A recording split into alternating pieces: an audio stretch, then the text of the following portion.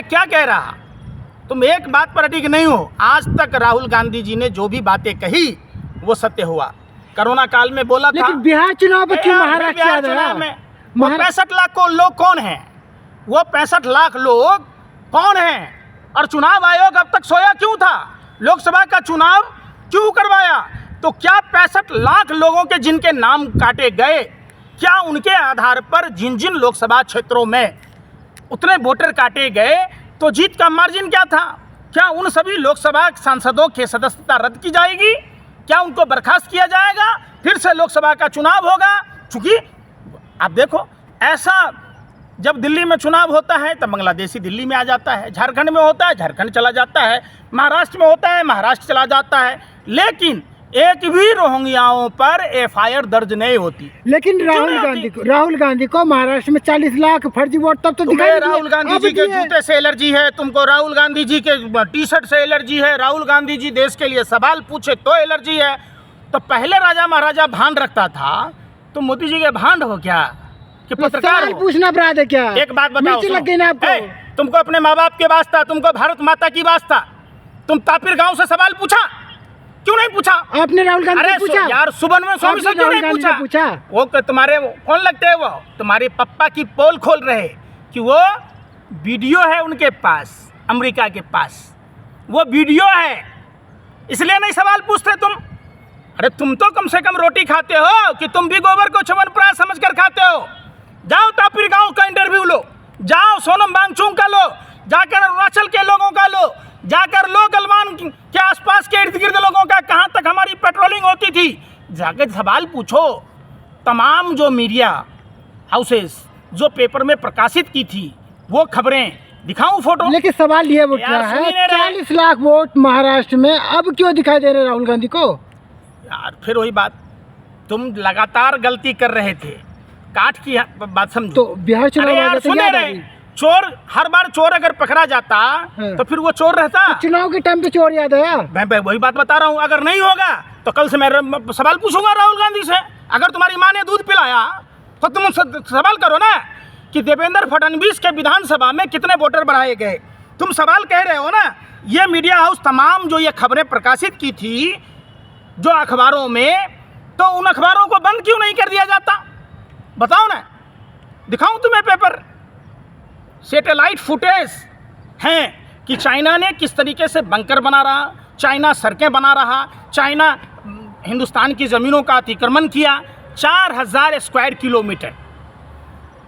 Congress open debate करवा लो, अगर पप्पा के इतना ही दम है तो ओपन डिबेट करा लो। मोदी जी तो जा रहे चीन, आपको दर्द हो रहा है, आपको दर्द, आपको बधाई देनी चाहिए मोदी जी को। माने देश लूटे तो लूट जाए, मतलब मोदी जी लुटवाने जा रहे हैं चीन। तुम कलिजुगी ब्रिटेनिया हुकूमत की क्या बोलूं मैं, मुखबिर और दलालों के वो हो, वंशज हो, तुम्हें भी दर्द होता है। अरे तुम्हारे पुरखे तो कल भी नहीं चाहते थे कि देश आज़ाद हो, तुम सवाल आज भी नहीं चाहते देश को।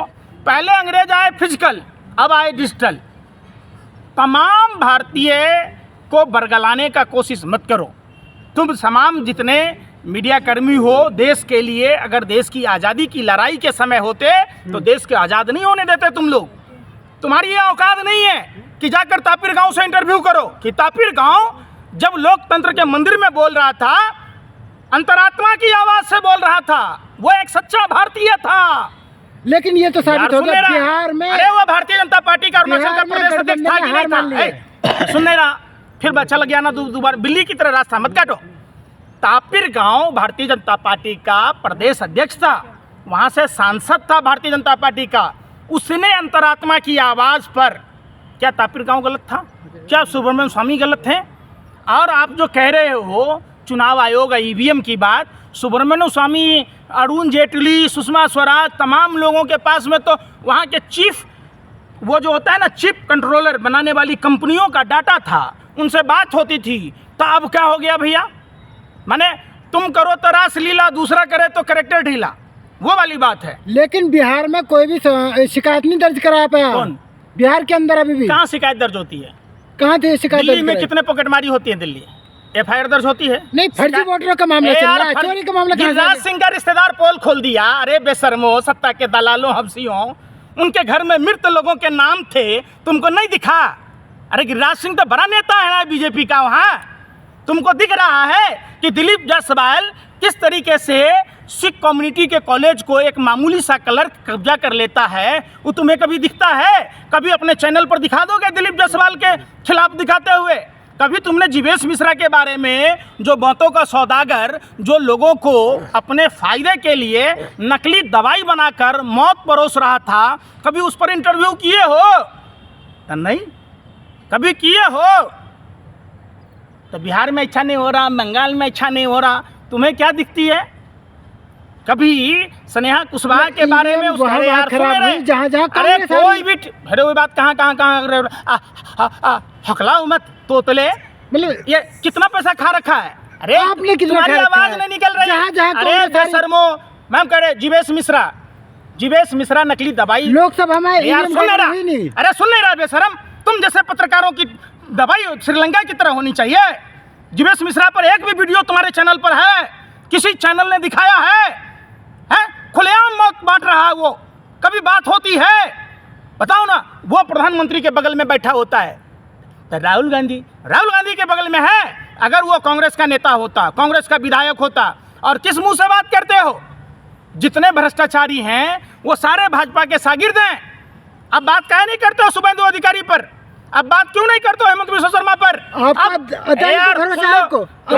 से भटका रहे हैं आप। सुनो, अदालत पे भरोसा है आपको? अदालत पे भरोसा है आपको? कल तक दिल्ली बंगाल पहुंच रहे थे, कल तक दिल्ली बंगाल पहुंच रहे थे, कल तक दिल्ली वहां महाराष्ट्र पहुंच रहे थे, कल तक दिल्ली बिहार पहुंच रहे थे। अब क्या हो गया है? अब सांप सूंघ गया, सत्ता का फेविकॉल गला में अटक गया। अब जाकर अशोक चौहान से क्यों नहीं सवाल पूछते? अब हसन मुशर्रफ से क्यों नहीं पूछते? आप क्यों नहीं सवाल पूछते? अशोक चौहान से, नारायण राणे से क्यों नहीं सवाल पूछते? हेमंत बिस्वा शर्मा से क्यों नहीं सवाल पूछते? शुभेंदु अधिकारी से? तुम लोग देश के कंटाधार करने में लगे हो। तुम जैसे मीडिया कर्मियों से देश को मुक्ति चाहिए। सवाल करो शासन से, सत्ता से, जिसके हाथ में पावर है। पंकज जी, सतपाल मलिक को जो सम्मान मिलना चाहिए था वो नहीं मिला, ऐसा लोगों का कहना है। इसे आप कैसे देख रहे हैं? आपका क्या कहना है? अरे आपके पास भी दिमाग है, आप भी रोटी खाते हो ना। एक आदमी कई बार मंत्री रहा है, राज्यपाल रहा है, बड़ा कदावर नेता है, राजकीय सम्मान मिलना चाहिए। लेकिन भारतीय जनता पार्टी की जब उसने पोल खोल दी, इसलिए उसको राजकीय सम्मान नहीं मिला। तो ये सरासर गलत है, ऐसा नहीं होना चाहिए।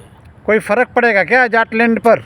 अब ये तो जाट समुदाय के लोगों को समझ में आना चाहिए कि किस तरीके से जाटों के साथ सबसे ज़्यादा अगर ज्यादती किसी ने की है तो भारतीय जनता पार्टी की सरकार ने की है। हरियाणा में जाट आंदोलन हो रहा था, कैसे लोगों को मारा गया, पीटा गया।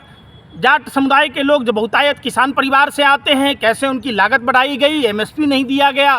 किसान आंदोलन के समय आपने देखा होगा जगदीप धनखड़ को इतना परेशान किया भाजपा के लोगों ने, इतना परेशान किया कि अंततः उनको इस्तीफा देना ही पड़ा।